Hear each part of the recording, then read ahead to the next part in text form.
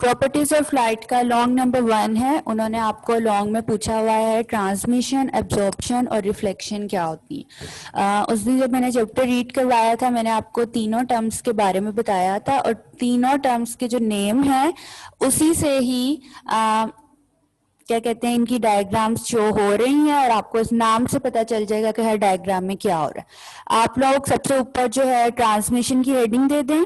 ये 3 मैंने line wise draw की हुई है। आप लोग भी नंबर 1 पे पहली डायग्राम बना लें, फिर नीचे उसके दूसरी, फिर अगर नेक्स्ट पेज आपका स्टार्ट होता है थर्ड उस पे ले जाएं। वर्कबुक पे जिस ऑर्डर में बनानी होगी वो मैं आपको अभी बता दूंगी, लेकिन पहले आप डायग्राम सीख लें। सबसे पहली हेडिंग आप लोग ट्रांसमिशन की दें।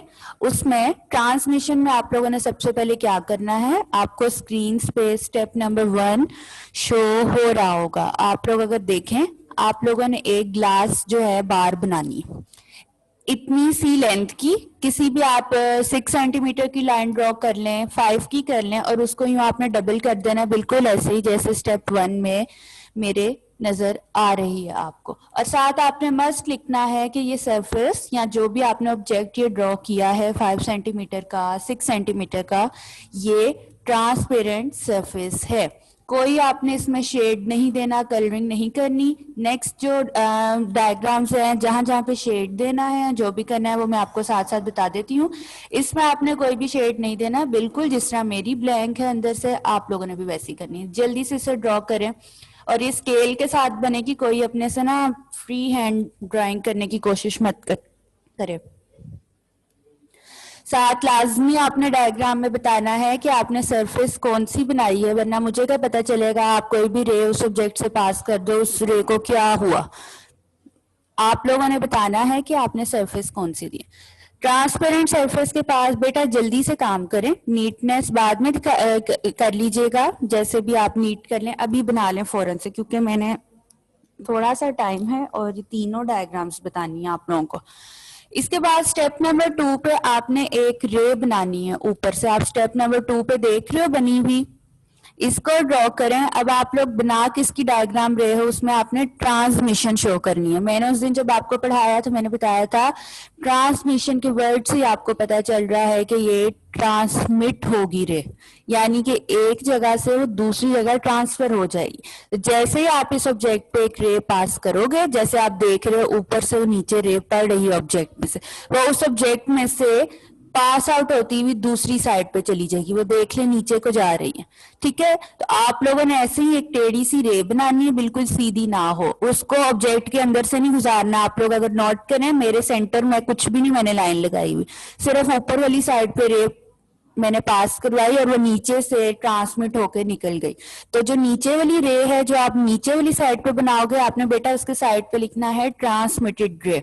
आपने बताना है कि ये रे ऊपर से ट्रांसमिट होती हुई नीचे को आई है थ्रू अ ट्रांसपेरेंट सरफेस। आपने नंबर 1 स्टेप में ट्रांसपेरेंट सरफेस बनाई थी, तो उस सरफेस पे जब भी रे पास करती है वो ट्रांसमिट होती हुई दूसरी साइड पे चली जाती है। ऐसे प्रोसेस को हम लोग ट्रांसमिशन का नाम देते हैं। आप लोगों को नाम से पता चल रहा है वो ट्रांसमिट हो गई है। दूसरी बात, एरोस की तरफ ध्यान दें। एरोस ऊपर वाला भी है जो नीचे की डायरेक्शन में है, और नीचे वाली जो रे है उसका भी एरो नीचे की डायरेक्शन में, मतलब कि रे जो है एक ही डायरेक्शन में जा रही है। आपने एरोस इसके ऑपोजिट नहीं बनाने हैं,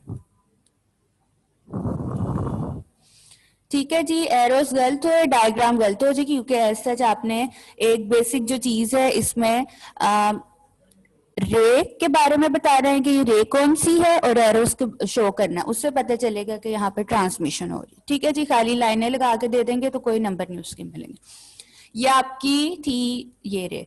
इसके बाद जी एब्जॉर्प्शन की बात करें। एब्जॉर्प्शन आपको नाम से पता चल रहा है कि एब्जॉर्ब होने को कहते हैं एब्जॉर्प्शन, ठीक है। अगेन जल्दी जल्दी से इनकी हेडिंग दे दें। स्टेप 1 में देखें, आपने एक रफ सी सरफेस बनानी है। आपको अब नजर आ रहा हो अगर, तो सेम आपने 5 to 6 सेंटीमीटर की लाइन ड्रॉ करके उसे डबल करें, सेम जिस तरह आपने ऊपर किया, और उसके ऊपर एक रफ सी सरफेस बना दें, लाइक जिस तरह मैंने बनाई हुई है ना, वो बिल्कुल प्लेन नहीं है, कर्व्स आ रहे हैं उसमें, और लाइट से उसमें शेड आप लोग कर सकते हैं, लेकिन साथ लाजमी लिखें कि ये ब्लैक रफ सरफेस है, ठीक है। क्लास अगर एंड हो जाती है और आप लोगों के पास अगर आपकी डायग्राम कोई मिस हो जाती है, बेटा ये लेक्चर एक तो रिकॉर्ड भी हो जाएगा, हो रहा है साथ साथ, और आपकी बुक का जो प्रॉपर्टीज ऑफ लाइट का फर्स्ट पेज है बेटा, यहाँ पे वो तीनों डायग्राम्स बनी हुई, आप वहां से भी देख सकते।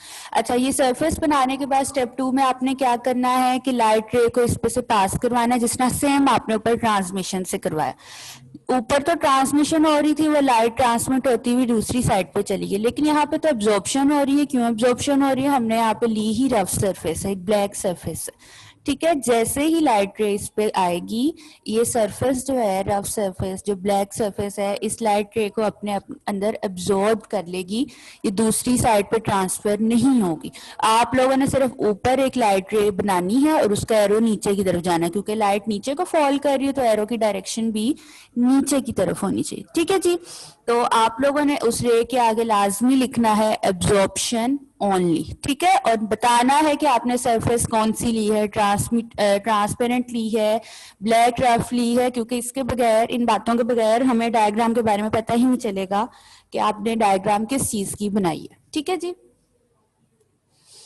सिंपल सी डायग्राम है, उस ब्लैक रफ सरफेस ने लाइट रे को अपने अंदर एब्जॉर्ब कर लिया, जिसकी वजह से लाइट आगे पास नहीं करेगी, सिर्फ वहां पे उसकी एब्जॉर्प्शन होगी, ठीक है।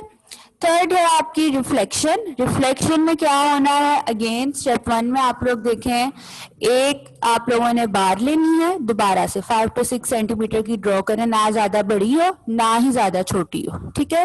वो बनाने के बाद आपने लिखना है, इस दफा आपने जो ऑब्जेक्ट लिया है वो कैसा है, स्मूथ है, शाइनी सरफेस है, उसमें आप लोग शेड नाप करो या कर लो, एक ही बात है, बल्कि आप शेड से शो कर दो कि ये हमने स्मूथ शाइनी सरफेस ले लिया, ठीक है। और ऊपर वाली ब्लैक रफ सरफेस है, उसको ब्लैक कलर से या ब्लैक लेड पेंसिल से आप पूरा कलर कर दो।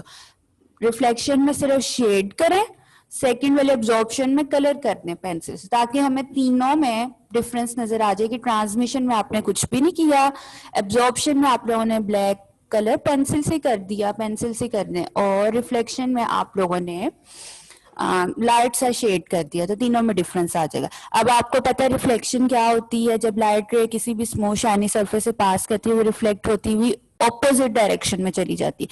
अगर आप सेकंड स्टेप पे नोट करो, लाइट रे पड़ी सरफेस पे और वो रिफ्लेक्ट होती हुई दूसरी डायरेक्शन में जा रही है। इस डायग्राम में एरोस का आपने खास ख्याल रखना है कि रिफ्लेक्शन जब होती है तो रेज जो है स्ट्राइक होते साथ मिरर से या शाइनी सरफेस से ऑपोजिट डायरेक्शन में चली जाती है, तो आपने एरोस भी यहाँ पे ऑपोजिट ड्रॉ करने। और जो लाइट रिफ्लेक्ट होके ऑपोजिट डायरेक्शन में जा रही है, आपने उस रे के आगे लिखना है रिफ्लेक्टेड रे। ये काम मत कीजिएगा कि साइड्स पे आप लोग जो है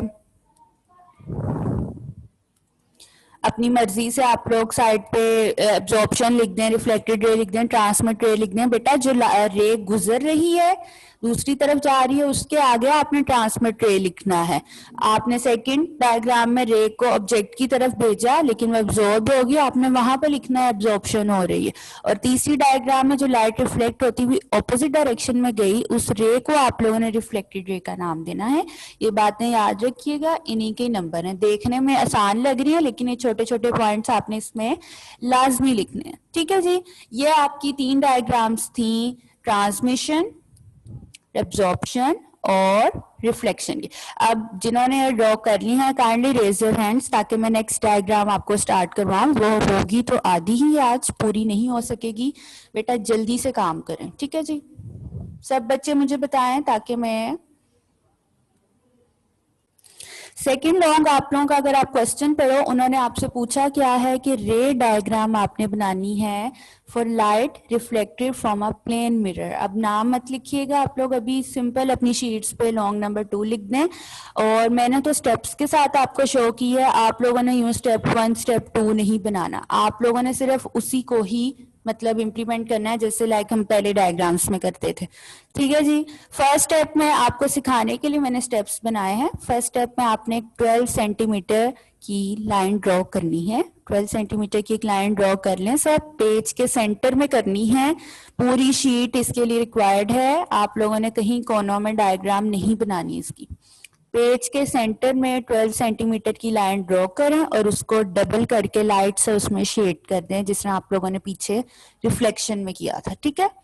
यहाँ पे हम एक ग्लास ले रहे हैं, मिरर ले रहे हैं, शाइनी सरफेस ले रहे हैं, तो आप इसमें लाइट सा शेड दे दो, 12 सेंटीमीटर की लाइन ड्रॉ करते हैं, ठीक है जी। 12 सेंटीमीटर की लाइन ड्रॉ करने के बाद आपने स्टेप 2 में क्या करना है, मैंने 12 सेंटीमीटर की लाइन ड्रॉ की तो 12 का हाफ होता है 6 सेंटीमीटर। आप लोगों ने स्केल से 6 सेंटीमीटर पे डॉट लगाना है, ठीक है। बॉयज, आप लोगों को जो ये वर्टिकल लाइन मैंने ड्रॉ की हुई थी उस दिन मेजरमेंट कुछ बच्चों ने कुछ की हुई थी, कुछ ने कुछ की हुई थी। बेटा अब आप लोगों के सामने सीधी सीधी सी मेजरमेंट है। आप लोगों ने 6 पे पॉइंट लगा के मार्क करके एक सेंटर में लाइन ड्रॉ करनी है स्टेप 2 में, जिस तरह मैंने की हुई है वर्टिकल लाइन। ऊपर से भी वो 4 सेंटीमीटर की हो और नीचे से भी 4 सेंटीमीटर की हो। या सिंपल आप याद रख लें, सब लूज शीट्स पे बना रहे हैं, कॉपीज पे बना रहे हैं, ऊपर वाली 4 लाइन्स पे एक लाइन ड्रॉ कर लें और नीचे वाली 4 लाइन्स पे एक लाइन ड्रॉ कर लें, ठीक है जी। ये करके मुझे सब बताएं, काइंडली रेज योर हैंड्स यहाँ तक करने के बाद।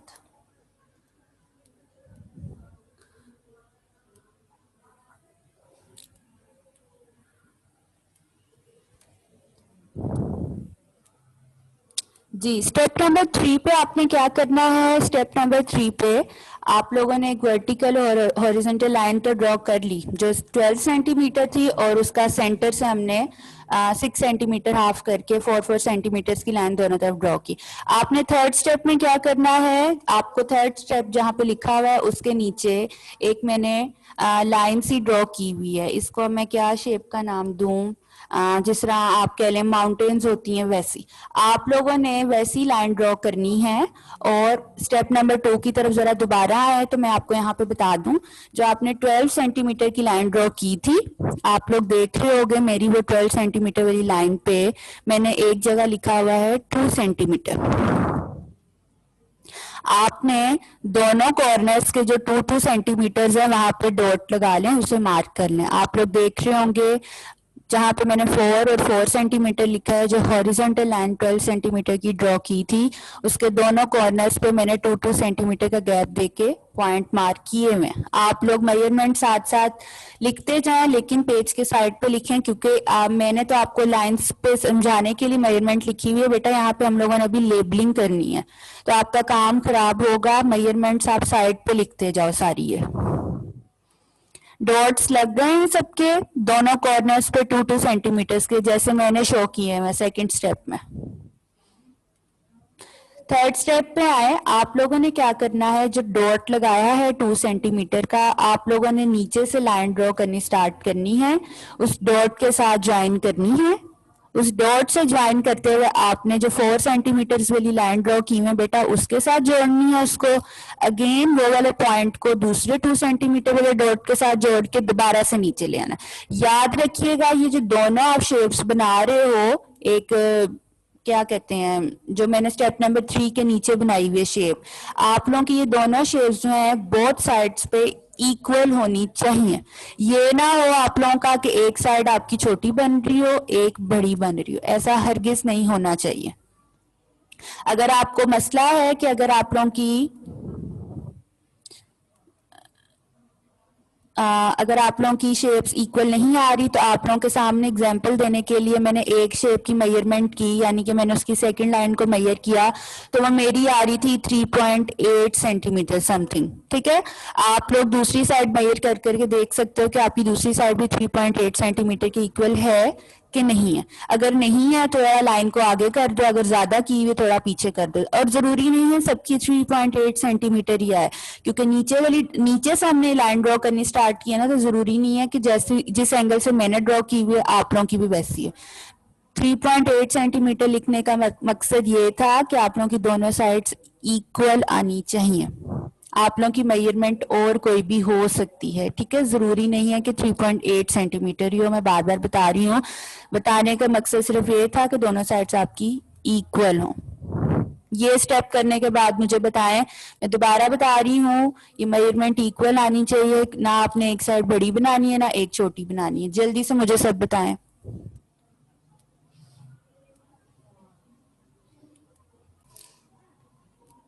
4 स्टेप की तरफ आए आप लोगों ने। 4 स्टेप में देखें, मैंने स्टेप नंबर 4 के नीचे लिखा हुआ है कि आपने इस स्टेप में क्या करना है, एक तो डॉटेड लाइंस लगानी है और दूसरा एरोस। अब आप लोगों ने जो पीछे वाला स्ट्रक्चर बना लिया, पीछे वाला स्ट्रक्चर बनाने के बाद आपने फोर्थ स्टेप में क्या करना है, जो 2 सेंटीमीटर के आप लोगों ने डॉट मार्क किए थे बेटा, वहां पे स्केल रखते वक्त जो 4 सेंटीमीटर की ऊपर तक आपने लाइन ड्रॉ की हुई है, वहां पे डॉटेड लाइन से उस लाइन को ऊपर तक ज्वाइन कर दें सब बच्चे। याद रखिएगा ये लाइंस आपकी बिल्कुल स्ट्रेट आनी चाहिए, जिस तरह नीचे वाली एक प्लेन लाइन है, ऊपर वाली डॉटेड, मेरी बिल्कुल स्ट्रेट जा रही है, आपकी भी ऐसी जानी चाहिए। दूसरी बात, जो ऊपर वाली आप लोगों ने 4 सेंटीमीटर की लाइन ड्रॉ की है, आप जब अभी डॉटेड लाइन उस लाइन से जोड़ोगे, अगर किसी बच्चे की वो लाइन एक्स्ट्रा लंबी जा रही है, यानी कि डॉटेड लाइंस नीचे तक ज्वाइन हो गया, ऊपर से लाइन बच गई है, आप ऊपर वाली लाइन इरेज कर सकते हो, ठीक है। और अगर किसी की वो लाइन छोटी पड़ गई है, वहां पे ज्वाइनिंग नहीं हो रही, तो आप वो लाइन को थोड़ा सा स्केल से लंबा कर दो ताकि आपकी लाइन ज्वाइन हो जाए, कोई मसला नहीं है। लेकिन फिर आप लोग खुद याद रखिएगा आपने वो लाइन कितने सेंटीमीटर की ड्रॉ की कि आप लोगों की डॉटेड लाइन उस तक ज्वाइन हो गई। याद रखिएगा ये लाइंस बिल्कुल स्ट्रेट आनी चाहिए, ये ना हो कि जो नीचे जो थर्ड स्टेप पे हमने लाइंस ड्रॉ की हैं वो अलग डायरेक्शन में हो और फोर्थ स्टेप वाली जो डॉटेड लाइंस हैं वो अलग जा रही हो। आप लोगों ने एक ही डायरेक्शन में रखना है, एक ही डायरेक्शन में डॉटेड लाइंस ड्रॉ करनी है कि वो एक ही पॉइंट पे जाके मीट करें। बेसिकली ये 2 सेंटीमीटर जो मैंने डॉट्स के साथ आप लोगों को मेजर करने के लिए कहा था, वो इसलिए कहा था ताकि आप लोगों की लाइन जो है एक डायरेक्शन में चली जाए, ठीक है जी। ऊपर वाली लाइंस डॉटेड लाइन में लगानी है, याद रखिएगा, ठीक है। उस पे लगाने के बाद आप लोगों ने सेंटर में जो है 2 लाइंस स्ट्रेट नीचे की तरफ भी ड्रॉ कर देनी है, वो भी डॉटेड होनी चाहिए, ठीक है। नीचे को भी हो और ऊपर वाली लाइन के साथ भी ज्वाइन कर रही हो, और आप लोग देख रहे हैं ये बिल्कुल स्ट्रेट हो। मैंने मतलब कि प्रीवियस एरोस को देखें, जो बाहर वाली 2 लाइंस हैं उसके एरोस के हेड आप लोगों ने नीचे की तरफ बनाने हैं, ठीक है। और अंदर वाली 2 लाइंस के आपने हेड ऊपर की तरफ बनाने हैं। अगर ये किसी बच्चे ने एरोस गलत ड्रॉ किए, जितनी मर्जी आपकी डायग्राम नीट बनी हो, जितनी मर्जी आपने अच्छी मेजरमेंट्स की हो, आपकी डायग्राम सारी गलत हो जानी है। एरोस का खास ख्याल रखिएगा। सिंपल एक रट्टा आप कह सकते हैं लगा लें कि अंदर वाली दोनों लाइंस के एरोस ऊपर की तरफ हैं, साइड वाले दोनों एरोस बाहर की तरफ हैं। बेसिकली ये एक एक्सपेरिमेंट है जो आप लोग मैट्रिक में जाकर परफॉर्म करोगे, और ये जो डायग्राम है जब एक्सपेरिमेंट खुद करते हैं उसके थ्रू समझ आती है। आप लोगों को डायग्राम समझाने के बाद मैं जो आपकी बुक पे इसकी एक्सप्लेनेशन लिखी हुई है वो बताऊंगी, हो सकता है कुछ स्टूडेंट्स को वहां से समझ आ जाए, नहीं तो फिलहाल आप सिर्फ अभी ये डायग्राम इस तरीके से ही बनाना सीखें, ठीक है। इसको हम एक अलग तरीके से परफॉर्म करते हैं लैब्स में और ड्रॉ करते हैं। खैर एरोस आप लोगों ने बना लिए होंगे और डॉटेड लाइंस भी लगा ली होंगी, उम्मीद है मुझे सबकी स्ट्रेट लाइन ही आ रही होगी। और अब मैं 4th स्टेप की तरफ जा रही हूँ। एरोस का खास ख्याल रखिएगा, अंदर वाले दोनों ऊपर साइड पे, बाहर वाले नीचे वाली साइड पे। लास्ट स्टेप आपका है इस डायग्राम का,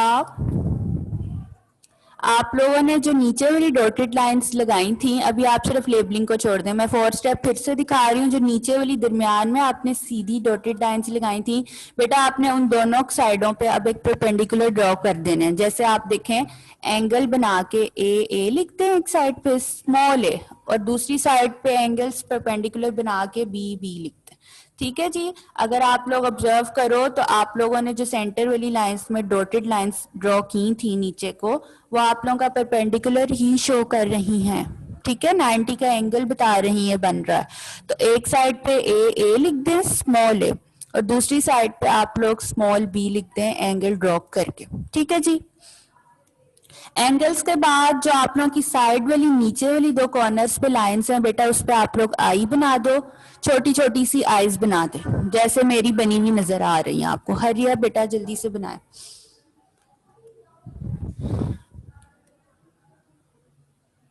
आइज बनाने के बाद आपने क्या करना है, 1 सेकंड के लिए अपना काम स्टॉप करके सिर्फ लेबलिंग समझ लें। बहुत इजी सी लेबलिंग है, कुछ मुश्किल नहीं है। फिर आपकी डायग्राम खत्म हो जाएगी, बाद में उसको बेशक आप नीट कर सकते हैं। लेबलिंग देखें, आपने सबसे पहली कौन सी लाइन ड्रॉ की थी, 12 सेंटीमीटर की, ऐसे ही था। आप उस लाइन को ए और बी का नाम दे दो, उसके बाद आपने 4 सेंटीमीटर्स की लाइन ड्रॉ की थी, आप उसको सी और डी का नाम दे दो। थर्ड स्टेप पे आपने एक ये बड़ा सा एम बनाया था, आप एक साइड पे ई दे दो, एक साइड पे एफ दे दो, जहां पे एंगल आपने ड्रॉ किया वो एफ वाली साइड। बॉयज ये बात मैंने आपको उस दिन नहीं बताई थी, सुन लें। एंगल्स वाली साइड पे एफ की हेडिंग दे दो, उससे ऊपर जी, फिर नीचे डी, फिर दूसरी साइड पे ई एफ। जो मतलब आप लोगों ने step by step lines draw की हैं, उस हर लाइन की दोनों साइड्स पे आप लोग अल्फाबेट्स लिख सकते हो अपनी मर्जी के, ठीक है जी। और ये सेंटर वाले पॉइंट को बेशक आप ओ का नाम दे दो या एन का नाम दे दो। This is all about your diagram. बेटा आपकी क्लास का टाइम एंड होता है, आप लोगों ने क्या करना है, इसकी प्रैक्टिस बार बार करनी है।